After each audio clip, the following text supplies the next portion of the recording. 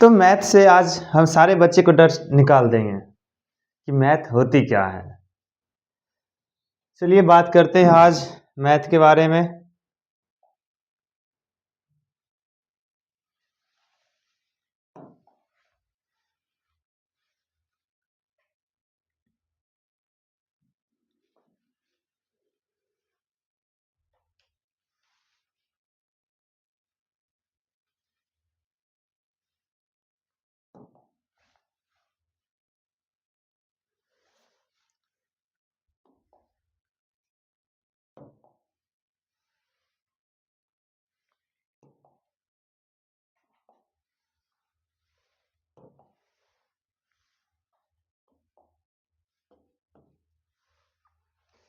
देखिए, मैथ जो होते हैं गणित,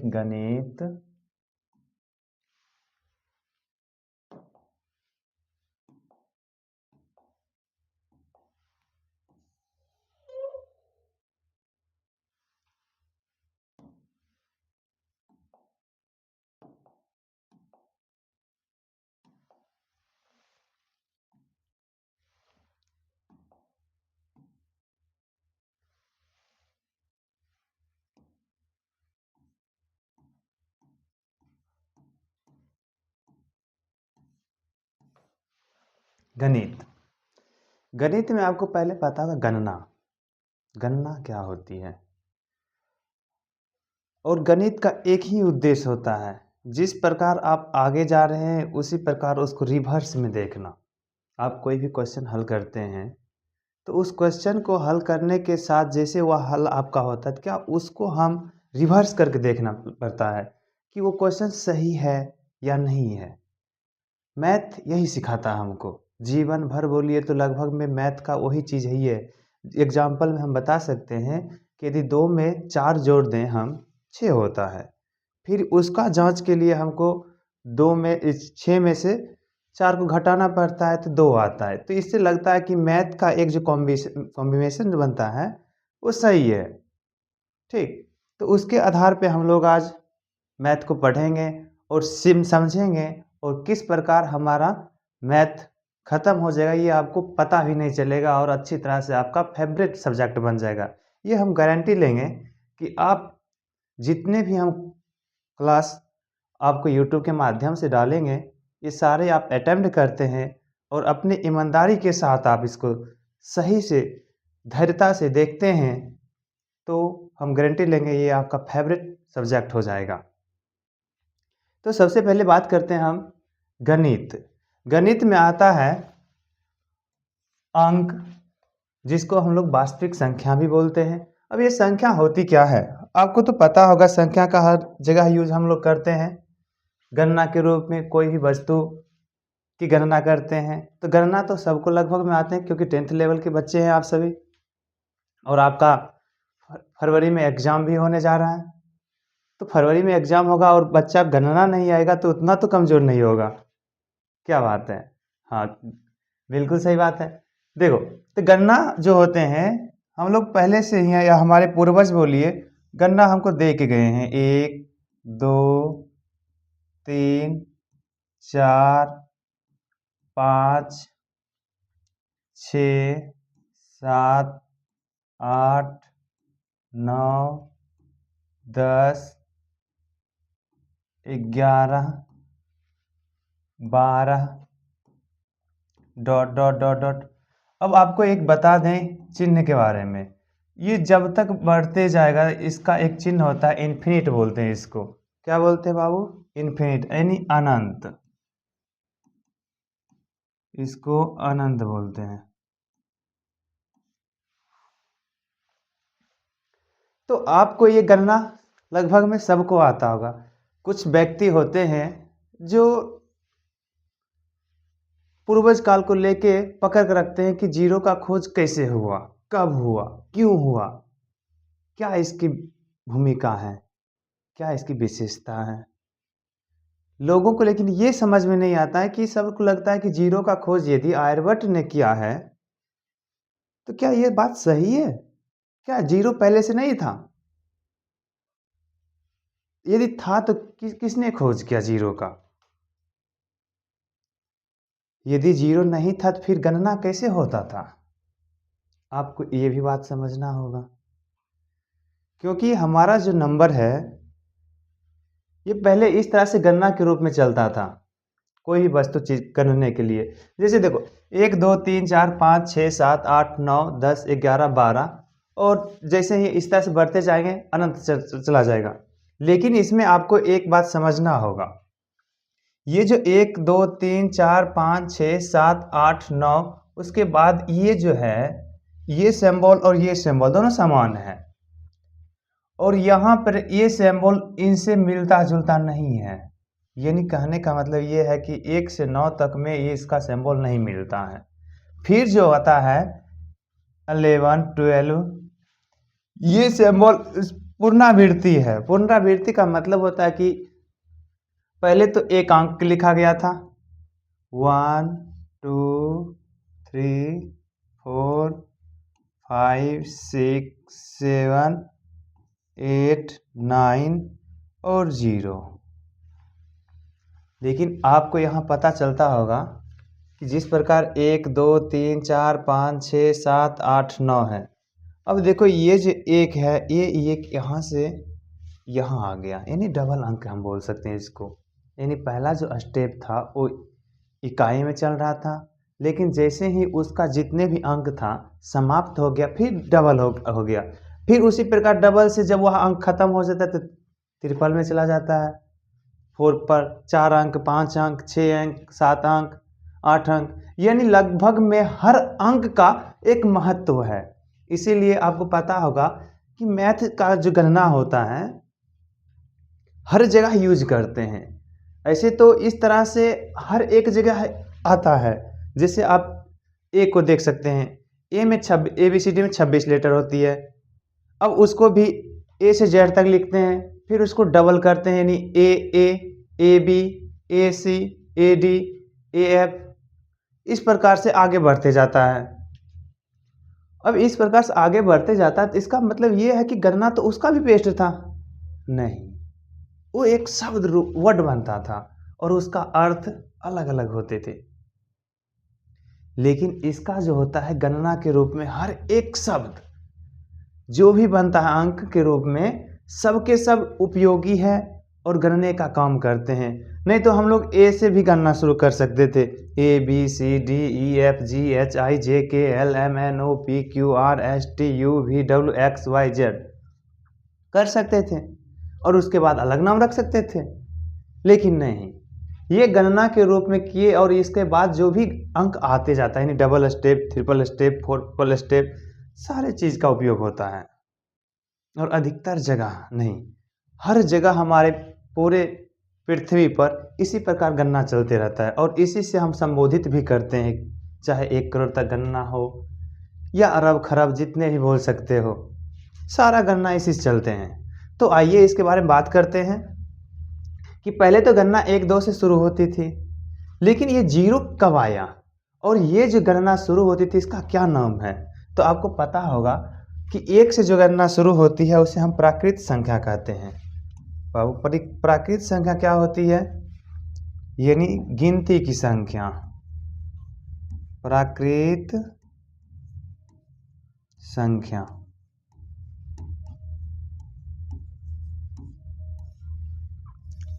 गिनती की संख्या को हम प्राकृत संख्या कहते हैं। अब इसी में आता है एक व्यक्ति जो अपने गणना को, अपने लगातार कार्यों को देखते हैं, जिसका नाम आर्यभट्ट नाम सुने होंगे, जिसने शून्य का खोज किया था। क्या किया था? शून्य का खोज। अब आपको पता होगा कि जैसे देखो क्रमागत के रूप में चल रहा है और इसका नाम 10 है, 11 है, 12 है, 13 है, इस तरह से कर गया। सब ने देखा बात सही है, लेकिन उसने नाम रखा, ये इसका नाम तो 1 है, इसका नाम 2 है, इसका नाम 3, इसका नाम 4, इसका नाम 5, इसका नाम 6, इसका नाम 7 8 9 और इसका नाम 1 और इसका नाम क्या है? अब आ गया है कि भाई ये तो सही है, सबका नाम है 1 2 3 4 5 6 7 8 9, लेकिन उसके बाद जो 1 के बाद जो अंक आया है इसका नाम क्या है? सब आश्चर्य में रह गया कि भाई इसको तो 1 और इसको मिलाकर तो 10 बोलते थे, लेकिन इसका अंक का नाम क्या है, वास्तविक नाम क्या है? तो आर्यभट्ट ने इसका नाम शून्य रखा। क्या रखा बाबू? शून्य। और शून्य रखा और इसलिए देखा कि ये एक से भी पहले आता है। जैसे देखो 1 2, यानी पहले स्टेप पे आपको नहीं पता होगा शून्य से एक गिनती शुरू होती है, लेकिन 10 के बाद आपको पता चलता होगा कि 1 2 और उसके बाद 3 4 जाता है, लेकिन उनसे पहले 0 है। यानी उसने समझ गया कि 1 से पहले क्या होती है बाबू? 0। क्या होता है? 0। और 0 1 2 3 4 5 6 7 8 9 10। अब वही फिर से पुनरावृत्ति डबल अंक हुआ, तो 1 रखने के बाद 0 आ गया, फिर 1 1 रखे, फिर 1 2 रखे, 1 3 रखे, 1 4 रखे, और इस प्रकार से इन्फिनिट तक चला गया। अब उसने समझ गया कि भाई यहाँ तो एक चीज पकड़ने से हमारा 0 का खोज कर गया। बताओ बाबू, 0 को खोज करने में कोई समय लगा उसको? बस उसने पकड़ा और उसके कर्मागत रूप को देखा कि भाई इसके कर्मागत में ये नहीं आ रहा है, जो 1 है, 1 से पहले जो ये अंक है इससे पहले आना चाहिए, और वो नहीं है। यही तो आर्यभट्ट बताए थे। और आप सबको पता होगा आर्यभट्ट जब बताए थे तो सबको खुशी हुआ कि 0 का खोज किया। वास्तव में 0 तो सबने जानता था, बस उसका नाम पता नहीं था क्या। और इसी अंक खोजने की वजह से, 0 को खोजने की वजह से इसका नाम पड़ गया पूर्ण संख्या। यानी पहले तो अल्प माना जाता है, पहले तो कुछ भी नहीं माना जाता, प्राकृत संख्या सिर्फ, लेकिन जैसे ही 0 का खोज किया तो क्या हो गया बाबू? पूर्ण संख्या।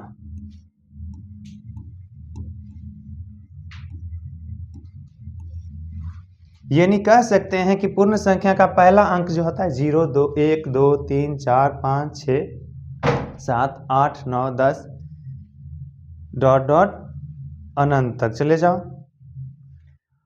अब आता है कि हमको जो बचपन में पढ़ाया जाता था, पहले तो शुरू में गिनती करवाते थे। 1 2 3 4 5 6 7 8 9 10 11 12 13 14 15 जैसे करते जा रहे थे वैसे आगे बढ़ते जा रहे थे। लेकिन फिर एक स्टेप में आता था जिसको हम लोग कहते थे 1 पर 11, 1 पर 1 11, 1 पर 2 12। इसमें होता था कि वास्तविक उसका नाम पता चलता था। अब जिन बच्चों को 1 से 9 तक गिनती पता चल गया हो, वो तो डबल अंक का भी कर सकता था, क्योंकि 1 क्या है? 1 0। अब इसको कहते हैं 10। उसने नाम देखिए 1 का खोज किया और उसने बच्चे को पढ़ाना शुरू कर दिया कि भाई अब फिर से खोज होगी। अब आप ही बताओ इसमें आप क्या खोज के दिखाओगे? कुछ दिखा पाओगे? नहीं खोज दिखा पाओगे, क्योंकि 0 जो बचल था 0 का नाम नहीं था। उसने देखा भाई इसका नाम नहीं है, उसने नाम रख लिया 0। वैज्ञानिक सब बनना चाहता है, हमारे शिव कुमार है एक, वो भी चाहता था भाई कुछ तो ढूंढेंगे, बिल्कुल ढूंढेंगे। तभी ढूंढ पाइएगा जब कर्मागत रूप में आप चल पाइएगा। तो अब देखते हैं हम, ये तो पूर्ण संख्या होगी। अब इसमें क्या है? अब आगे क्या संख्या आता है? तो आता है हमारा एक नाम सम संख्या। अब ये सम संख्या क्या, यहां से एक बात और पता चलती है। क्या पता चलती है? जिस प्रकार से आप स्टेप बाय स्टेप बढ़ रहे थे और उसको कर्मागत रूप से हम कहते हैं कि उसको जोड़ हम बोलते हैं। जैसे मान लीजिए आप 1 1 इस तरह से मिला दे तो हम 2 हो गया, और 2 और 1 मिला दे 3, 3 1 मिला दे 4, 4 1 मिला दे 5। इस प्रकार कर्मागत रूप में आता है, तो इसको हम लोग क्या कह सकते हैं? जोड़ कहते हैं। यानी जोड़ का भी स्टार्ट यहीं पे हमको पता चल रहा है। और इसी का विपरीत रूप, जैसे हमने बताए थे, मैथ का रूप ही होता है जिस प्रकार आप आगे बढ़ते हैं, जिस प्रकार आप आगे बढ़ते हैं उसी प्रकार उसको रिवर्स देखना कि ये बात सही है कि नहीं। जिस प्रकार एक स्टेप आप आगे बढ़ाइएगा, एक स्टेप पीछे करके देखना है कि भाई हमारा मैथ सही है कि नहीं है। और यही जीवन का भी उद्देश्य होता है कि जो आप कार्य करते हैं उस कार्य में आगे तो बढ़ गए, और पीछे देखकर एक बार देखना पड़ता है कि ये बात सही है कि नहीं है, मैथ की गणना। तो चलिए आगे बात करते हैं हम लोग। उसने जब ये देखा कि भाई ये तो आगे बढ़ते जा रहा है, लेकिन इसका मतलब है कि रिवर्स भी आता होगा। रिवर्स क्या? तो उसने नाम रखा कि जो आगे बढ़े उसको धनात्मक बोले, और जो पीछे की ओर ले जाए उसे ऋणात्मक बोले। अब तो पता ही ये है कि हमारे पूर्वज में ये होता था, जिसके पास रुपये पैसा होते हैं उसको धनवान बोलते थे, यानी आगे बढ़ा गया है। और जो कर्ज में डूबे रहते थे उसको कहते थे ऋणदार।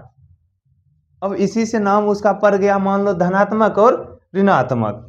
अब धनात्मक संख्या और ऋणात्मक संख्या तो आपको बताने की कोई आवश्यकता नहीं है। धनात्मक संख्या, लेकिन इसका एक चिन्ह होता था। अब चिन्ह क्यों नहीं इसका दे सकते हम लोग, क्योंकि आपको पता होगा कि चिन्ह हम इसलिए नहीं देते हैं क्योंकि जो भी अंक लिखा जाता है इसका मतलब होता है वो धन ही है, धनात्मक ही है। धनात्मक की कोई पूछ नहीं, ऋणात्मक हर एक को दिखाना पड़ता कि भाई ये ऋण में है। अर्थात हम यदि धनात्मक संख्या में 1 2 3 4 5 डॉट डॉट डॉट करके इन्फिनिट तक यदि हम लिख दें तो इसको हम लोग धनात्मक ही मानेंगे।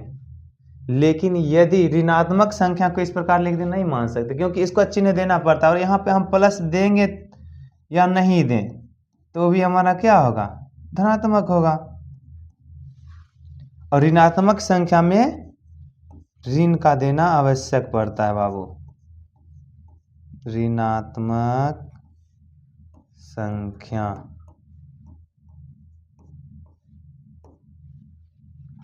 -1 -2 -3 -4 -5 -6 -7 dot dot dot dot dot infinite तक ये भी जाएगा। तो आप धनात्मक और ऋणात्मक संख्या को पहले से भी जानते थे या हमारे जीवन में उपयोग होते आ रहा था। अब आगे बढ़ते हैं हम लोग कि ये जो संख्या है इन दोनों का क्या मेजन है, किस प्रकार से इसको एक रेखा पे बसाया जा सकता है। अब वो देखते हैं, मान लीजिए एक रेखा है, एक लाइनिंग बोलते हैं जिसको हम लोग। अब आगे की ओर बढ़ना है और एक स्टेप मान लीजिए ये है 0, कहने का मतलब ये 0 है। अब जैसे जैसे हम आगे बढ़ेंगे उस प्रकार एक एक गन्ना हमारा जुड़ता जाएगा। 1 हो गया, 2 हो गया, 3 4 5 6 7 बढ़ते जाएगा। लेकिन अब ये है कि क्या ऋणात्मक उसी प्रकार से होगा कि -7 -6 -5 -7? नहीं, तो इधर से भी हमारा क्या होगा, ऋणात्मक में पहले जाएगा। ऋणात्मक में तो पहले -1 होगा ना, और बस रिवर्स में होगा। क्या होगा बाबू, रिवर्स में, पीछे की ओर।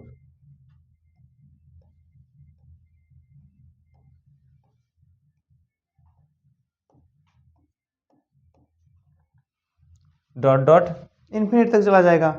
और एक रेखा पे दर्शा के समझा दिया गया कि भाई जिस प्रकार आप आगे बढ़ रहे हो उसी प्रकार हम रिवर्स में भी देख रहे हैं। यानी हम जहाँ खड़े हैं वहाँ पर क्या है, 0 है। यहाँ से आगे बढ़ेंगे तो हमारा क्या होगा, धनात्मक, और पीछे की ओर जाएंगे तो ऋणात्मक। तो ये एक अवलोकन करना हुआ या भविष्य देखना हुआ कि भाई यदि हम लोग एग्जाम में जाएंगे तो एग्जाम में जाएंगे तो कुछ बनाएंगे जरूरी ही, आपको तो पता है। तो वहाँ मिलेगा हमको धनात्मक, कुछ तो अंक प्राप्त करेंगे। लेकिन यदि हम एग्जाम ही नहीं दिए या एग्जाम में ऋणात्मक है, माइनस मार्किंग जिसको बोलते हैं, यदि वहाँ पे ऋणात्मक है, यदि हमने ज़्यादा से ज़्यादा अंक हमारा पूरा गलती ही बना देंगे तो माइनस में हमको मिलेगा जो धन मिलना चाहिए वह क्या मिलेगा, ऋणात्मक। और ये कैसे होती है, तो आपको पता होगा आजकल के जितने भी व्यक्ति होते हैं ना जो ऋण लेते हैं वो खर्च करने में एक्सपर्ट होते हैं वास्तव में, और खर्च करते जाते हैं और वह ऋण में पीछे चलते जाता है। और जो खर्च करके भी आगे इकोनॉमी को प्राप्त कर लेता है, इकोनॉमी बढ़ाते जाता है, तो वो भाई तो आगे बढ़ेगा ना, पीछे तो नहीं जाएगा, ऋण में डूबेगा नहीं। तो ये कॉन्सेप्ट इस चीज़ का है। तो इसी संख्या को पूर्ण रूप से हमको इसको पूर्णांक रखा गया। क्या बोला रखा गया है, पूर्णांक शब्द, यानी इसको भी पूर्णांक बोला गया, यानी जिसमें धनात्मक और ऋणात्मक और पूर्णांक संख्या। प्राकृत संख्या पहला हो गया, दूसरा पूर्ण संख्या, तीसरा धनात्मक संख्या, चौथा ऋणात्मक और पांचवा हो गया पूर्णांक संख्या। अब संख्या के बारे में आप जान गए कि संख्या क्या है, भाई गणना को दर्शाता है। अब इस गणना में आपने एक भी देखे कि भाई जोड़, यानी एक एक को मिला दिए 2 हो गया 2, और एक को मिला दिए 3 हो गया 3, एक को मिला दिए 4 4, और एक को मिला दिए 5, यानी बढ़ते गया। और उसी प्रकार कमते भी गया, यानी प्लस हुआ तो इधर बढ़े और माइनस हुआ तो इधर, है कि नहीं रे? हाँ, प्लस हुआ तो उधर और माइनस हुआ तो इधर। तो यानी कहने का मतलब जो बचपन में हम लोग गणना करते थे उसी में क्या था, जोड़। क्या था? ओह, इसका निशाना अलग लग गया।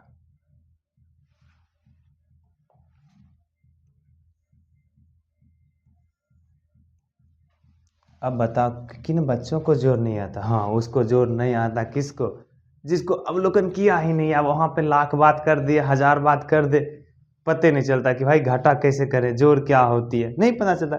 लेकिन एक स्टेप आगे बढ़ने के बाद उसको पूछो, एक स्टेप पीछे तो बताएगा बस। तो इस प्रकार से हमने संख्या के बारे में जाने। अब आता है कि सम संख्या या विषम संख्या क्या होती है।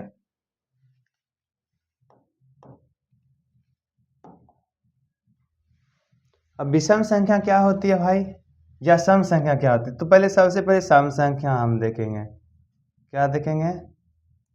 सम संख्या।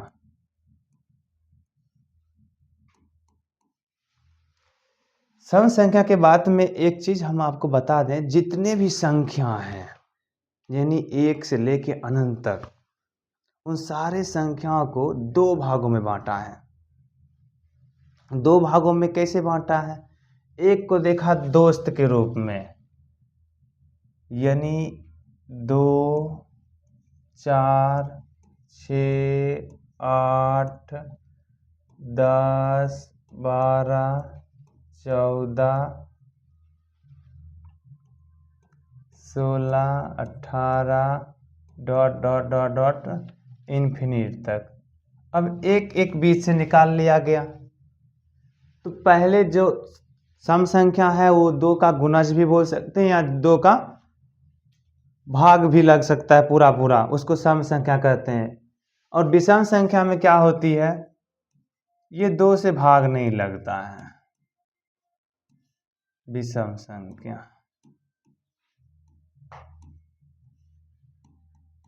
और विषम संख्या का पहला होता है 1 3 5 7 9 11 13 डॉट डॉट डॉट डॉट और इन्फिनिट तक।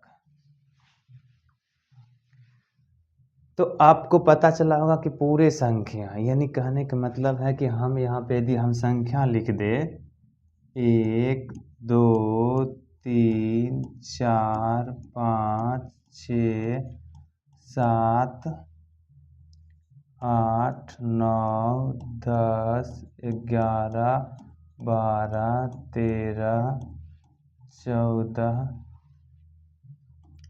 15 16 17 18 19 20। अब इन 1 से 20 तक को मान लीजिए 2 भागों में बांटे, तो किस प्रकार से एक के बाद एक को ले लिया।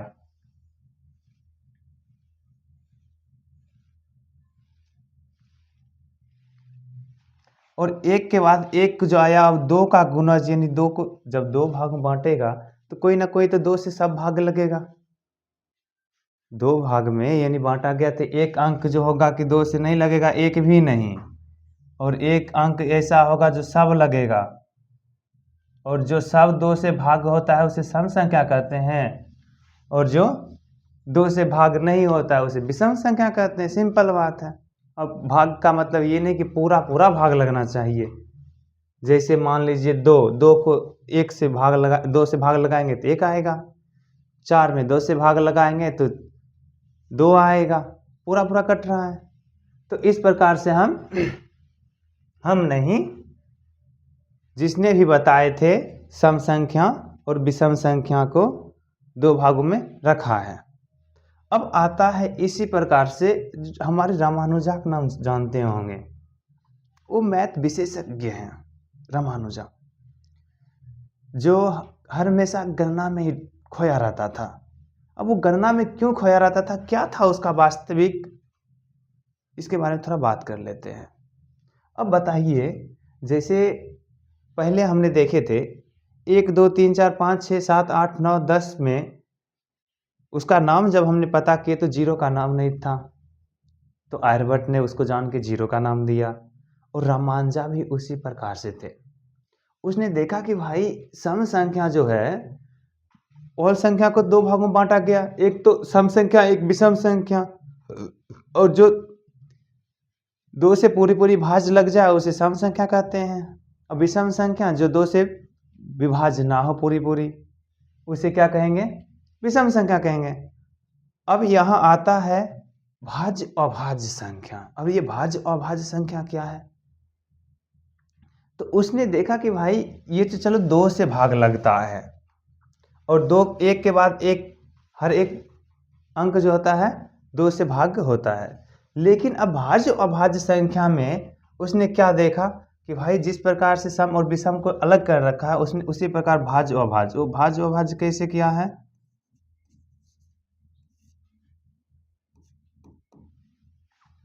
भाज्य अभाज्य में आपको पता होगा कि कहता वैसी संख्या जिसका गुणनखंड 1 एवं स्वयं के अलावा अन्य से किसी अंक से भाज्य हो या भाग हो उसे भाज्य कहते हैं, और 1 या स्वयं के अलावा किसी से भाग ना हो उसे क्या कहते हैं, अभाज्य कहते हैं।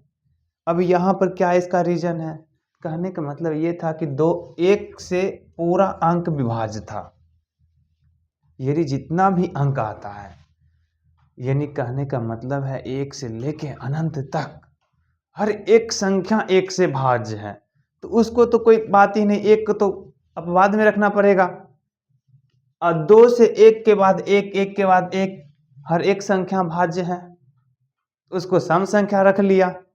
अब आता है कि जो संख्या अपना और स्वयं से, मतलब स्वयं और 1 के अलावा किसी से भाग लगे हुए नहीं करे, अब ऐसा भी संख्या है। ऐसा संख्या कौन सा है, तो आपको देखना पड़ेगा कि पहला तो 1 को तो अपवाद रखा गया, क्या रखा गया बाबू, अपवाद, आपको पता होगा। अब 1 को अपवाद रखा गया तो 2 हमारा क्या है, 1 और स्वयं के अलावा किसी से भाज्य नहीं है, क्योंकि उसके पहले कोई अंक है ही नहीं जो भाज्य होगा। अब इसके पहले यदि कोई अंक नहीं है तो हम अभाज्य संख्या में लिख सकते हैं 2, यानी सबसे पहला अंक हमारा 2 है। अब उसके बाद देखो 3, आपको तो पता था कि सम संख्या और विषम संख्या में जब हमने देखे थे कि 3 तो 2 से भाज्य नहीं होता, और 2 से इसके पहले है, यानी 1 से तो भाज्य होगा 3, लेकिन 2 से नहीं है, तो 3 हो जाएगा। उसके बाद 4 तो 2 से भाज्य होगा, इसका मतलब है कि 4 भी नहीं होगा, 6 भी नहीं होगा, 8 10 12 14 16 18, क्योंकि ये सारे के सारे 2 से भाज्य हैं, ये संख्या तो नहीं आएगा। अब है 5 हमारा नहीं है। अब इसका मतलब ये नहीं कि हमारा आगे की जो भी विषम संख्या होगा वो नहीं होगा, नहीं, उसको देखना पड़ेगा हमको। तो बाबू 7 नहीं है, क्यों, क्योंकि 1 के बाद 2 आता है, 2 से तो भाग लगा नहीं, 2 के बाद 3 से भाग लगा नहीं है, नहीं लगा है, तो नहीं लगा है तो भाई देखिए उसी प्रकार से 7 नहीं आता है। अब 9 जो होता है 3 से भाज्य लगता है, जब भाज्य लगता है तो 9 तो नहीं होगा हमारा अभाज्य संख्या, ये भाज्य संख्या हो गया। अब 10 तो आपको पहले से लिखा गया है कि 2 से भाज्य है, तो 10 भी नहीं होगा। 11 हमारा नहीं होता है, इसलिए हम ये 11 क्या है, हमारा अभाज्य संख्या। उसी प्रकार 13 के बाद 14 तो नहीं होगा, 15 भी नहीं होगा, 15 के बाद 16 नहीं होगा, 17 17 होगा अभाज्य संख्या, 17 के बाद 19 भी होगा अभाज्य संख्या। इसी प्रकार अनंत तक जा सकते हैं हम लोग। अब ये जो अभाज्य संख्या आया, ये कहाँ से आया बाबू? ये तो नाम तो तुम्हारे सामने है, सब जानता है कि संख्या था, संख्या भाज्य नाम है, भाज्य संख्या अभाज्य संख्या है। अब ये आया कहाँ से? तो सिंपल बात आप पहले देख चुके हैं कि जितने भी संख्या था पहले प्राकृत संख्या में, वो सारे के सारे एक से विभाज्य था, एक से विभाज्य था। उसके बाद पूर्ण संख्या शून्य लगा दिए तो पूर्ण संख्या, उसमें तो कोई बदलाव हुआ ही नहीं था। धनात्मक ऋणात्मक वो तो आगे और पीछे की मामला था, उसमें भी कोई उतना डिफिकल्ट था ही नहीं।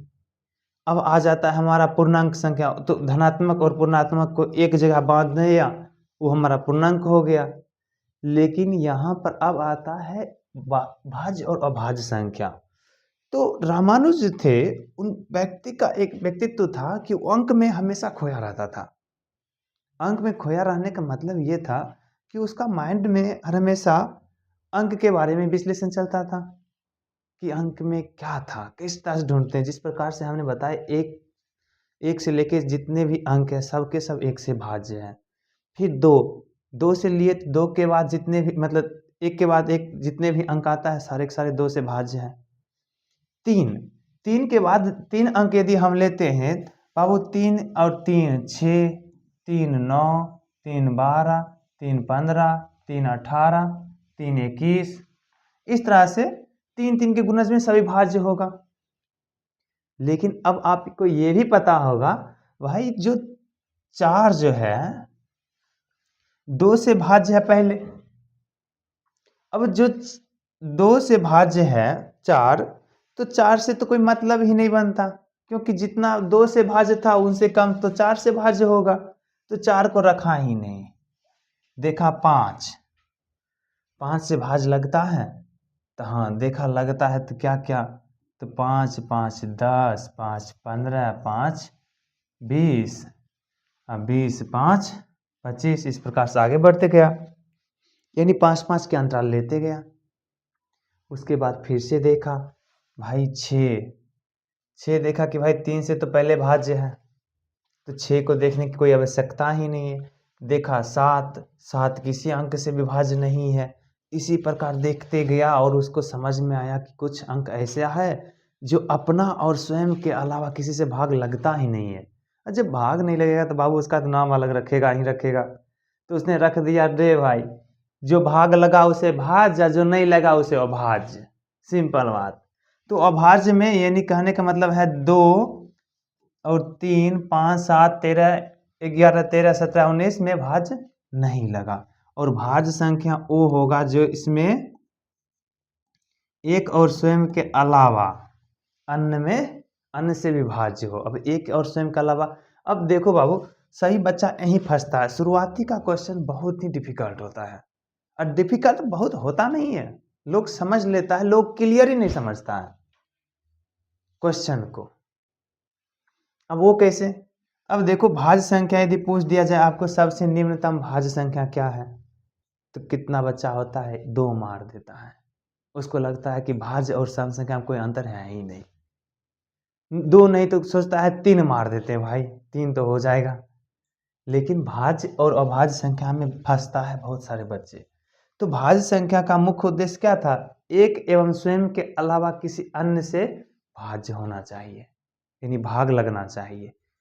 अब भाग लगना चाहिए तो अब आपको पता तो होगा भाई कि एक तो अपवाद में है, क्योंकि एक स्वयं में है और खुद भी एक है, तो एक का गुणनखंड तो एक ही है। उसी प्रकार आता है 2 को देखता है 1 और 2 उसका गुणनखंड है, यानी एक और स्वयं के अलावा कोई और नहीं है। देखता है 3 और 1 और स्वयं के अलावा ये भी भाज्य नहीं है। 4 देखता है तो भाई ये आता है 1 2 और खुद स्वयं। अब इनसे भाज्य, यानी 2 से भाज्य, तो सबसे छोटी भाज्य संख्या क्या हुआ शिव कुमार? 4 हुआ। बिल्कुल सही बात, 4 हुआ। अब 4 हुआ तो इसका मतलब है कि अब 5 नहीं हुआ, क्योंकि अभाज्य संख्या था। 6 हमारा क्या हो गया, भाज्य संख्या। 7 अभाज्य संख्या, तो 8 हमारा भाज्य संख्या। 9 हमारा भाज्य संख्या। 10 हमारा भाज्य संख्या। और 12 हमारा भाज्य संख्या। 12 के बाद आ गया 14 भाज्य संख्या। 14 के बाद 15 भाज्य संख्या। 16 भाज्य संख्या। 17 यहाँ अभाज्य संख्या है इसलिए नहीं होगा। 18 हमारा भाज्य संख्या। 19 अभाज्य संख्या है, नहीं होगा। लेकिन 20 हमारा क्या होगा, भाज्य संख्या। अब इसी तरह से आगे हम बढ़ सकते हैं। नियम आपको पता चल गया होगा कि भाज्य संख्या और अभाज्य संख्या क्या होती है। ठीक, अब अगला आता है हमारा कि ये भाज्य संख्या के आधार पे कुछ उसको और मिला था।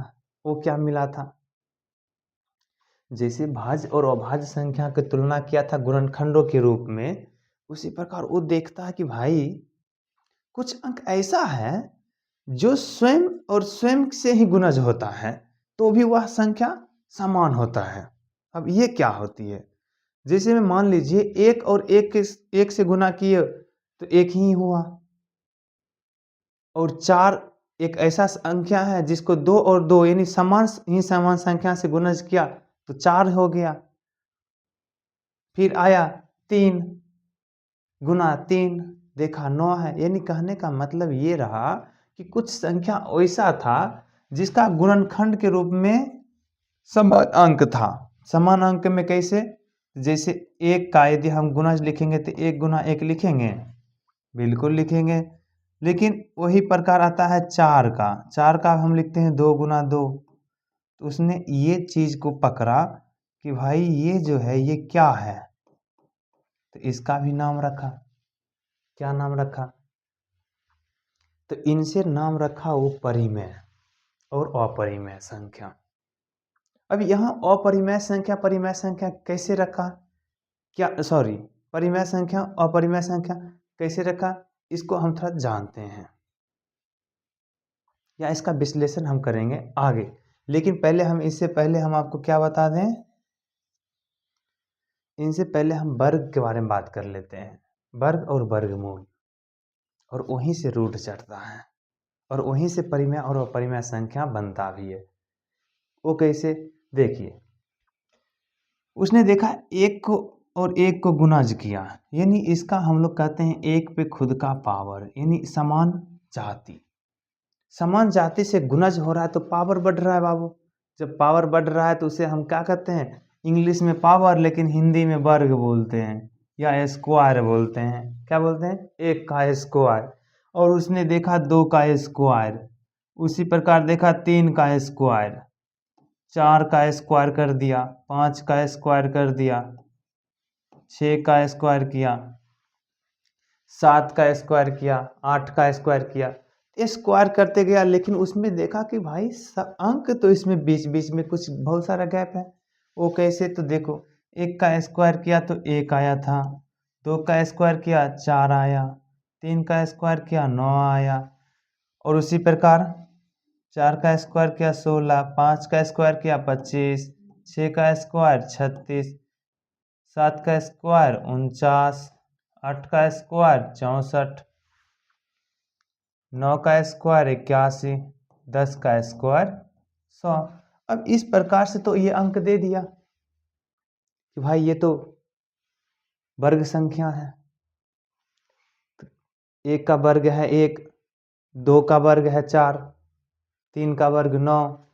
अब इसी प्रकार उसने दिया क्या, सारे संख्या पे मान लो रूट चढ़ा दिए। क्या चढ़ा दिए, रूट।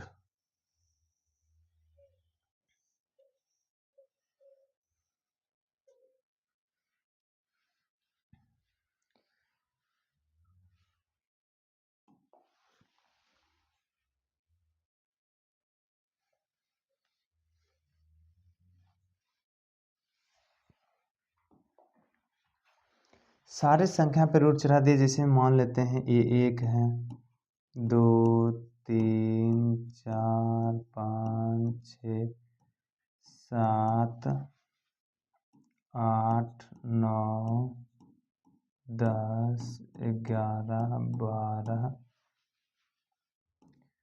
13 14 15, 16, 17, 18, 19, 20।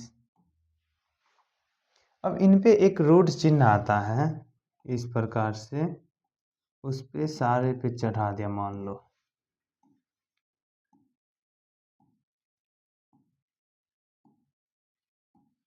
और इसका एक नियम रखा कि वही संख्या बाहर निकल सकता है जो समान रूप से गुणज में होगा।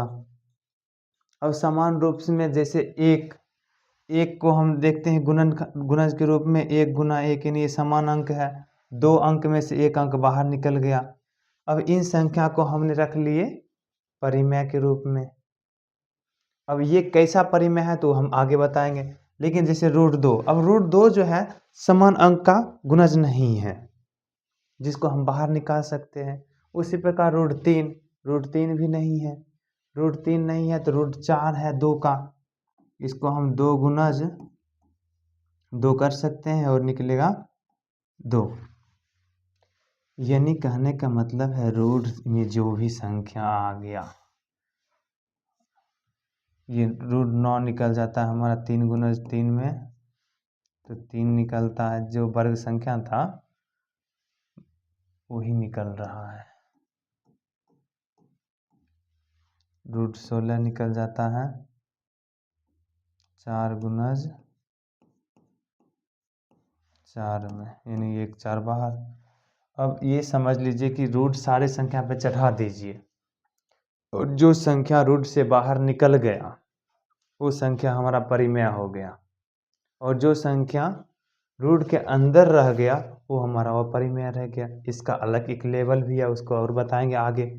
लेकिन हम आपको पहला बता दिए क्या चीज़, परिमेय संख्या और अपरिमेय संख्या, ये वर्ग के बारे में। क्योंकि वर्ग ही आपको वास्तविक परिचय होता है परिमेय और अपरिमेय के लिए, क्योंकि गुणज के आधार पर इसका नाम पड़ा था। अब देखते हैं आगे हमारा आता है वास्तविक संख्या। अब ये वास्तविक संख्या क्या है, जो रूट के अंदर से रूट में रहे और रूट के बाहर रहे, कम से कम वास्तविक संख्या है। रूट के अंदर यानी कहने का मतलब है कि √1 तो बाहर निकल जाएगा,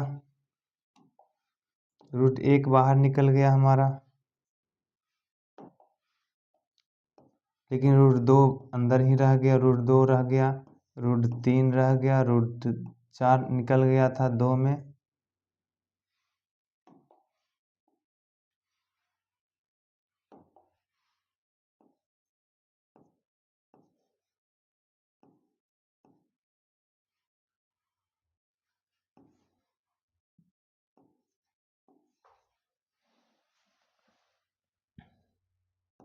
√5 रह गया था, √6, √7, √8 और √9 निकल गया था।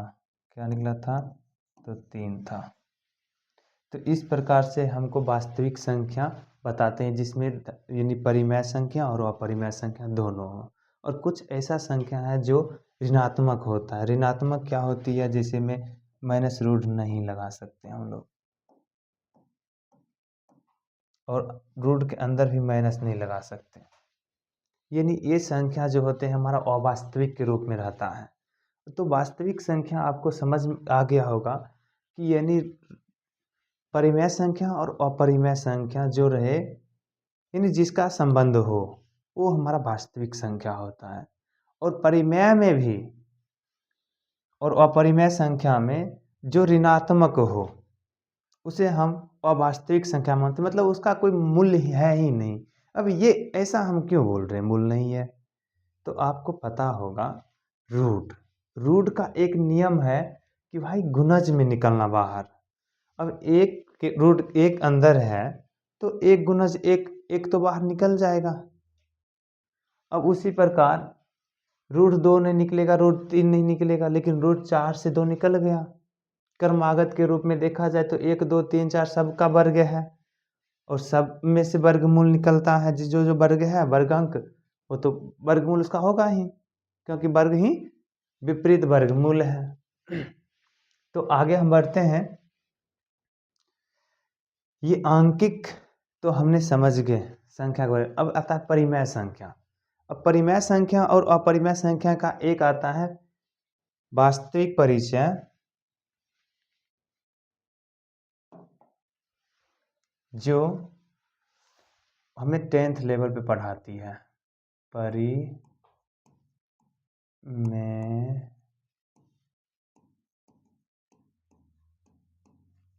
संख्या। परिमेय संख्या क्या होती है?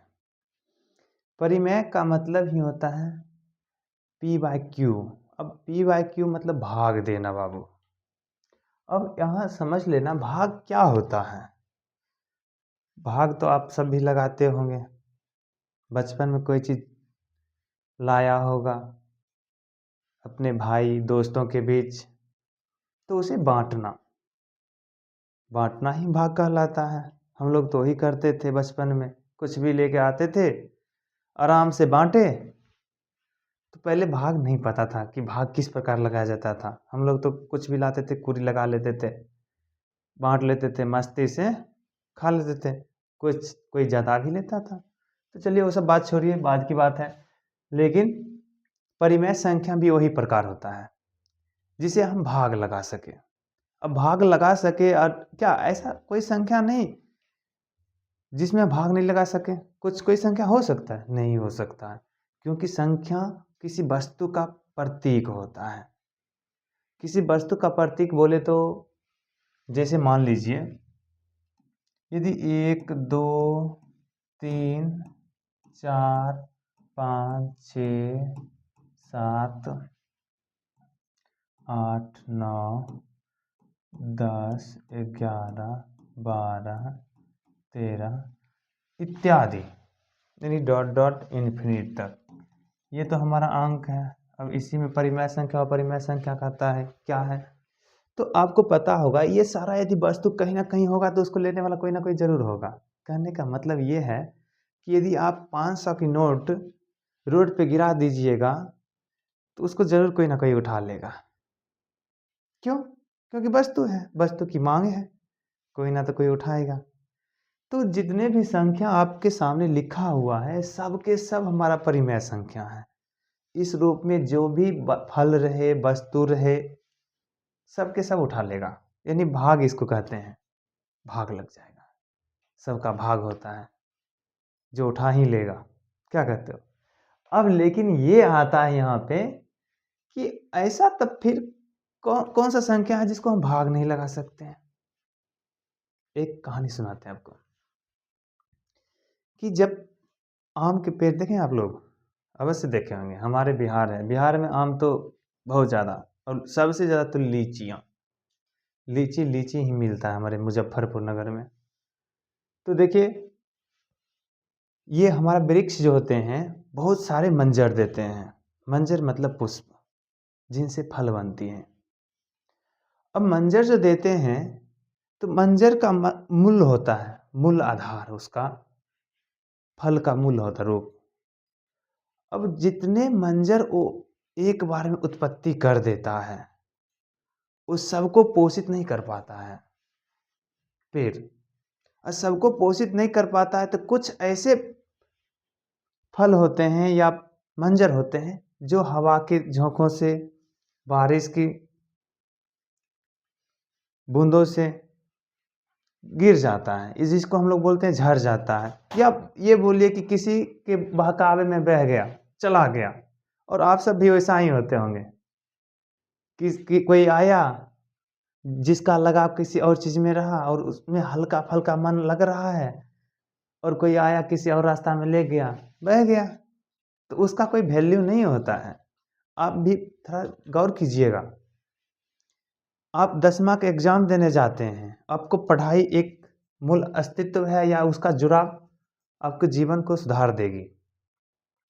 लेकिन आपका दोस्त बोलिए या आपको वैसा व्यक्ति जिसको पढ़ने में मन नहीं लगता होगा, उस चाहता होगा कोई हमको यहाँ से दूर कर दे, यानी पढ़ाई से दूर कर दे। सेम उसी प्रकार होता है वृक्ष में भी। भाई उतना मंजर दिया है और उन सबको तो पोषित नहीं कर पाएगा। उसको हवा के झोंकों से, बारिश की बूंदों से, धूप की गर्माहट से और शीत की लहरों से। किसी न किसी चीज़ से तो झरना पड़ेगा भाई, दूर होना पड़ेगा, क्योंकि सबको सब फल रूप हो ही नहीं सकता। और नहीं हो सकता वही तो चीज़ है कि रूट का मतलब भी होता है मूल्य। रूट का मतलब क्या होता है? मूल्य। अब जरा आप समझिएगा, रूट का मतलब मूल्य क्यों बोले। अब मान लीजिए रूट का मतलब मूल्य हुआ कि मान लीजिए एक पेड़ पे 100 पुष्प है, मंजर जिसको हम बोलते हैं। एक पेड़ पे 100 मंजर है, क्या 100 के 100 मंजर बाहर निकल जाता है? नहीं निकलता है।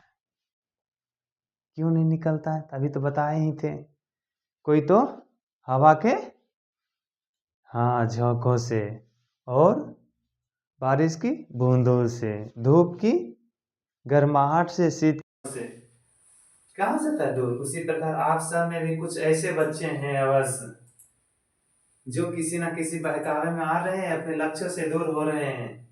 और इसलिए ध्यान रखिएगा, यदि इसको कस कर नहीं पकड़िएगा तो समान बात है, फूल होने से पहले ही, यानी फल होने से पहले ही आप अलग रास्ते पर रहोगे, यानी बिखरे पड़ोगे।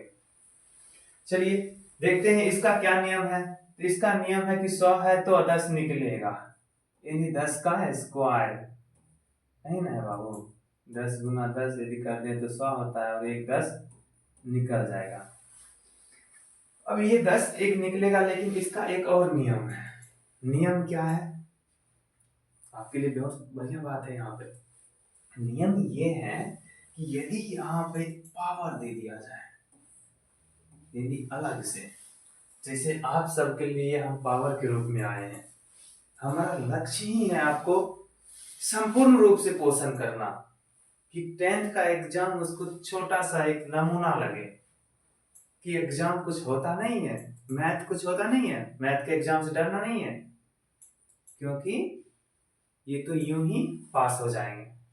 अब वो कैसे हम बोल रहे हैं, जिस प्रकार से देखो रूट के अंदर ये 100 था, लेकिन बाहर से यदि पावर मिल गया तो ये रूट खत्म हो गया। यानी कहने का मतलब ये है कि आप हमारे पावर के रूप में इस्तेमाल कीजिएगा, हमारे पावर को इस्तेमाल कीजिएगा, तो सिंपल बात है कि ये आपका जो दोस्त लोग बहकावे में ले जाना चाहेगा, उसके बहकावे में नहीं आइएगा।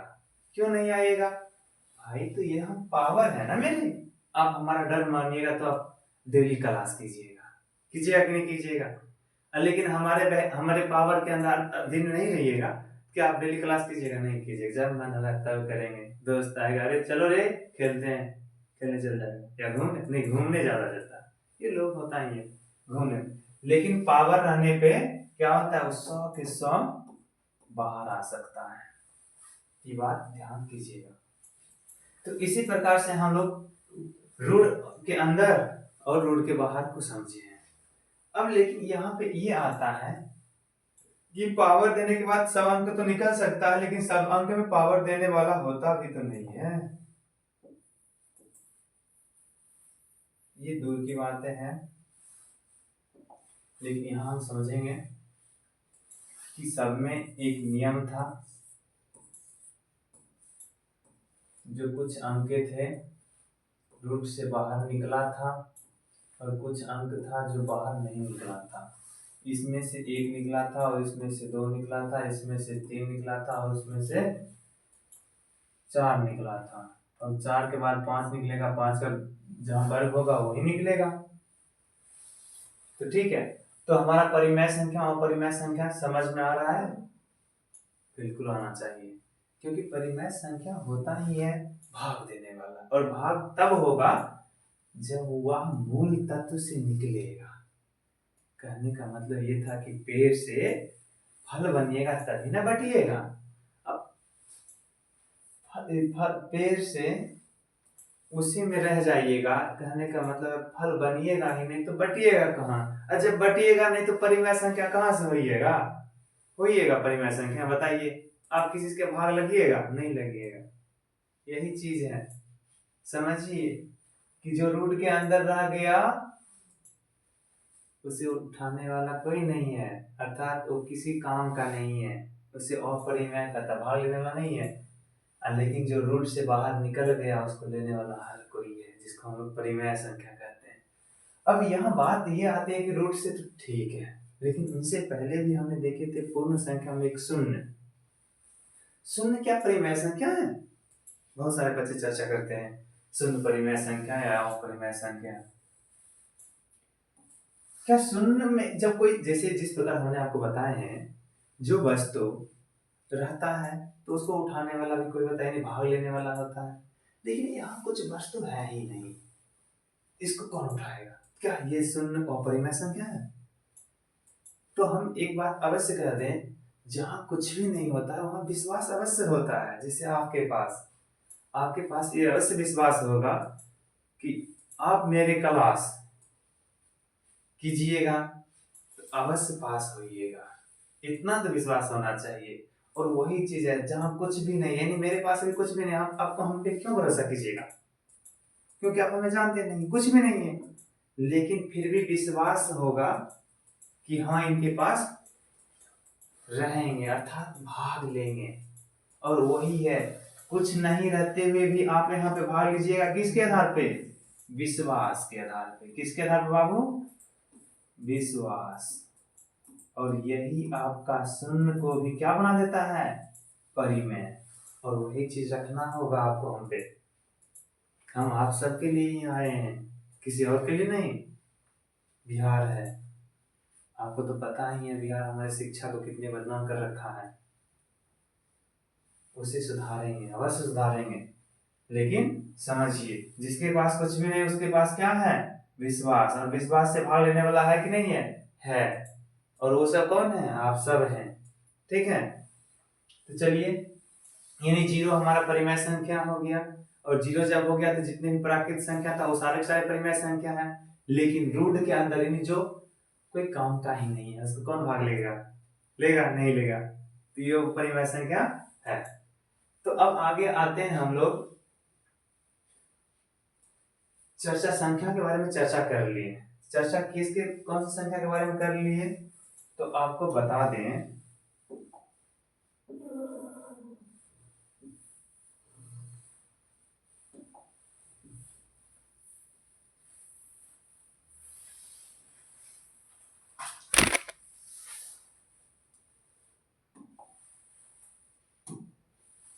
पहला था हमारा प्राकृतिक संख्या, जो एक से शुरू हुआ था।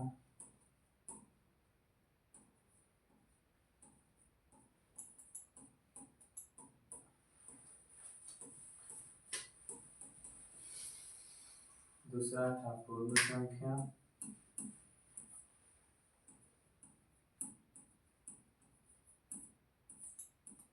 जिसके आगे शून्य लग गया था।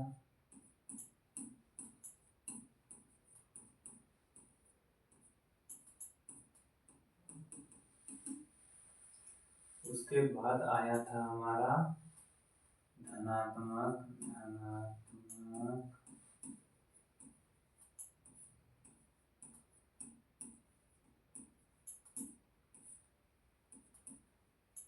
जिसमें 1 2 3 4 5 6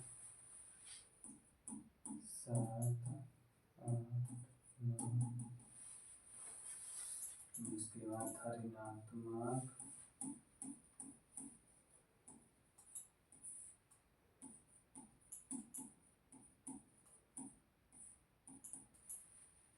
जिसमें -1 -2 -3 -4 -5 -6 -7। उसके बाद इन दोनों को मिला दिया था पूर्णांक संख्या।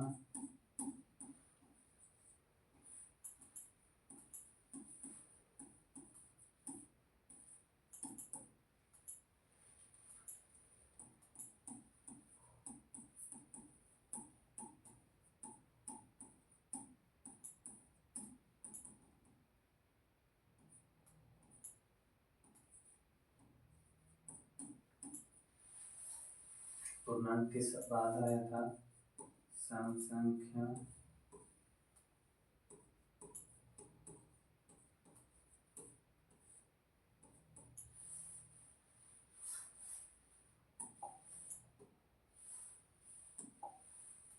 विषम संख्या 2, 4, 6, 8, 10, 12,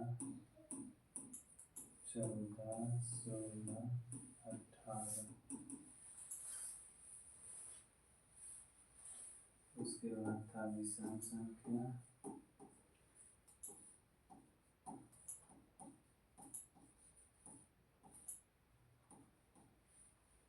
1, 3, 5, 7, 9, 11, 13, 15, 17, 18, 19। उसके बाद था भाज्य संख्या,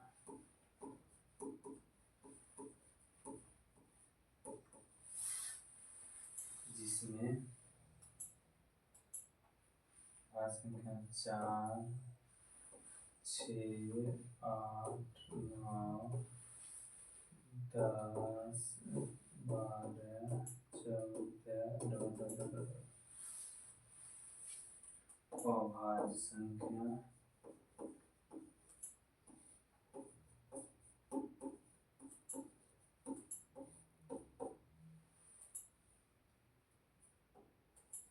2, 3, 5, 7, 11, 13, 17,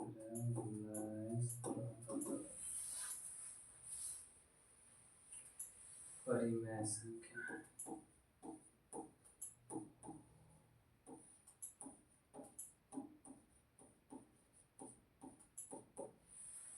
परिमेय संख्या क्या था हमारा 1, 2, 3।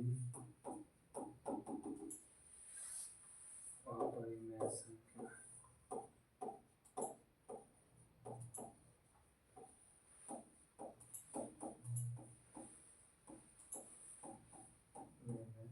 रूट 2,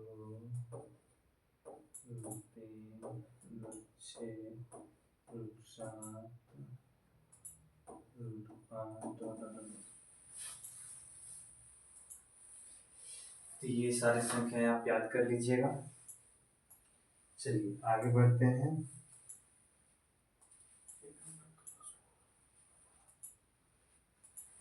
तो आगे हम बात करेंगे कल आपको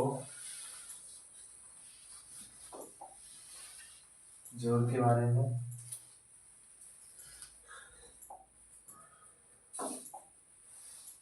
जोड़ के बारे में बात करेंगे कि जोड़ कितने प्रकार की होती है, जोड़ को किस तरह से अमल करते हैं, क्या वास्तव में जोड़ हम लोग को भी नहीं आता है? बिल्कुल नहीं आता। जोड़ का आपने अध्याय समझे ही नहीं, जोड़ क्या होता है। जोड़ के साथ साथ हमें पूरे वास्तविक संख्या को कल टारगेट रखेंगे खत्म करने की। तो जय हिंद, जय भारत। मिलते हैं कल अगले वीडियो में। धन्यवाद।